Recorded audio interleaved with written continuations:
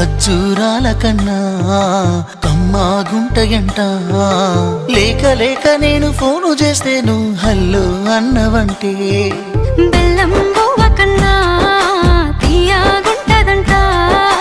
ఎన్నడూ నాడు ఫోను చేసి బాగున్నావన్నవంటే ఏడాది ఎండల్లో ఉంటేనై మోస్తున్న నా బతుకు కష్టాలని పిల్లని సెయ్యి పట్టాలని.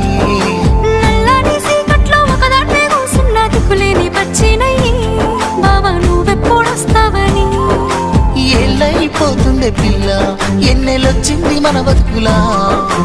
ఏలైపోతుందే పిల్ల ఏలు వట్టంగా వస్తున్నాయా.